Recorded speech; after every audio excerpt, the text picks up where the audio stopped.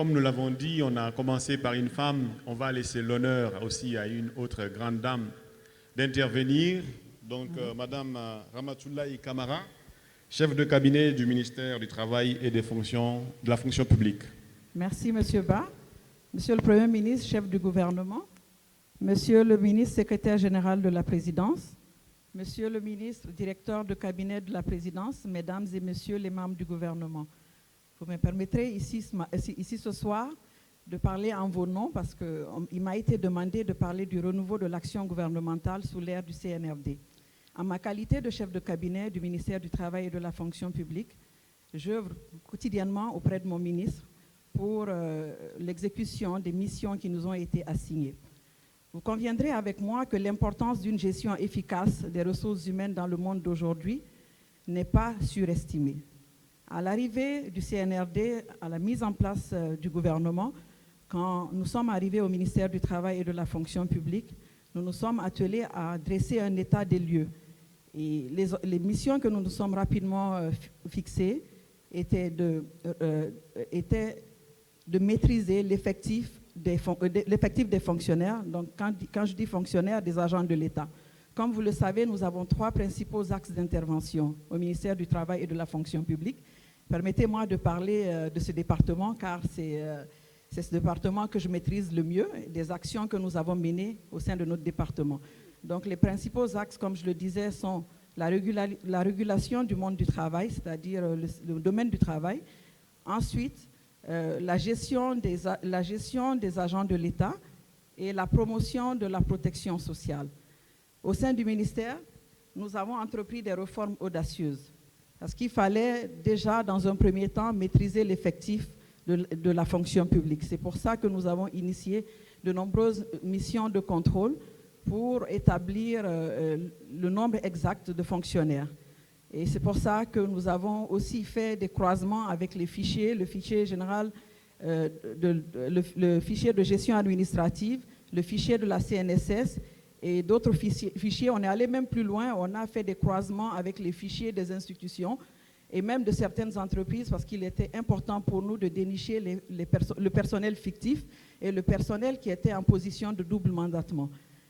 C'est très intéressant de parler de ça parce que pour moi, la répétition, elle est pédagogique. Quand on parle de double mandatement, c'est une position d'un agent qui se trouve au sein de la fonction, recruté au sein de l'administration publique, qui a cette position de fonctionnaire ou de contractuel d'État et qui travaille parallèlement dans une entreprise ou même dans des institutions.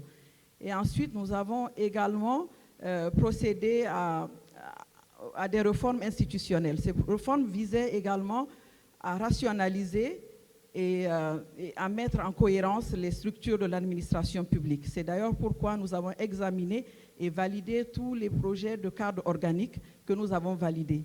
Parce qu'à notre arrivée au ministère du Travail et de la fonction publique, nous avons constaté qu'il y avait une pléthore de structures au sein des ministères. Il fallait rationaliser. Et c'est dans cette dynamique que nous avons procédé à l'examen et à la validation des textes. Ensuite, nous avons cru nécessaire, pour le maintien d'un climat social, de mettre en place des organes consultatifs qui avaient été prévus, mais qui n'avaient jamais vu le jour depuis de nombreuses années. C'est le cas du Conseil national du dialogue social qui est aujourd'hui mis en place, qui est opérationnel.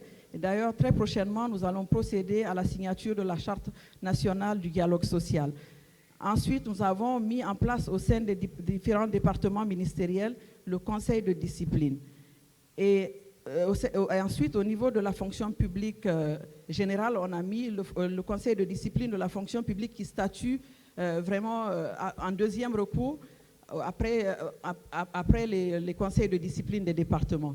Et ensuite, nous avons également mis en place le Conseil supérieur de la fonction publique, qui est aussi un organe consultatif important, qui a un rôle essentiel au sein de notre administration, qui examine et fait des propositions. Moi-même, je préside cet organe-là. Nous avons pour rôle d'examiner et de faire des propositions dans le cadre de la gestion des ressources humaines des agents de l'État. Et nous statuons pour les sanctions de 2e et de 3e degré. C'est là le rôle du Conseil supérieur de la fonction publique.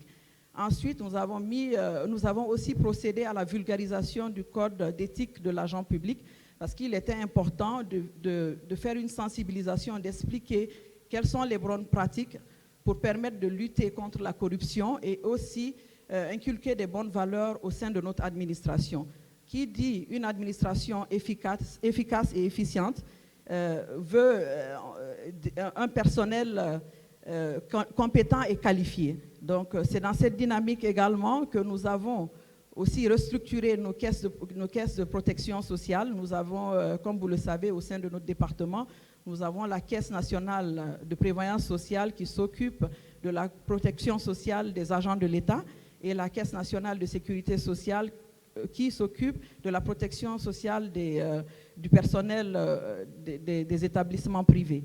Donc, en gros, ce sont ces réformes que nous avons engagées. Et aujourd'hui, je ne peux pas terminer sans parler de cette biométrie, de cet important projet phare que nous avons au sein de notre département, qui est le fichier unique de gestion administrative et de la SOL. L'ambition du FUGAS est le FUGAS, les gens le perçoivent comme seulement la biométrie, mais c'est un ensemble, le FUGAS. Le FUGAS, à la solde de cette opération, nous allons avoir un fichier unique qui va regrouper le FGA, le fichier de gestion administrative, le fichier de la solde qui se retrouve au budget et le fichier des actes qui se retrouve au secrétariat général du gouvernement. Et dans le projet FUGAS aussi va mettre en place une plateforme dédiée au concours, une plateforme qui va prendre en compte toutes les dimensions du concours. Et aussi, dans ce projet FUGAS, nous allons équiper nos gestionnaires des ressources humaines pour leur permettre de bien jouer leur rôle au sein de leur division. Et aussi, comme vous le savez, ce qui est très pénible en Guinée, c'est que le fonctionnaire, quand il fait ne serait-ce qu'une demande de reclassement ou une demande de mutation, il doit venir tout le temps à la fonction publique, il doit venir pour se renseigner, pour suivre son dossier. Et je pense que même dans la sous-région, ce sont des choses qui sont révolues. Notre ambition, c'est de pouvoir créer une plateforme qui permette aux fonctionnaires de faire une demande et à la suite de pouvoir suivre sa demande pour permettre aussi une bonne gestion du temps. Donc tout ça, ce sont des réformes que nous avons amorcées au sein du ministère du Travail et de la fonction publique. Je ne vais pas être longue. Donc entre autres, ce sont ces actions que nous menons au quotidien. Merci. Merci beaucoup, Madame la chef de cabinet. Mesdames et messieurs, nous voilà à la fin de ce panel.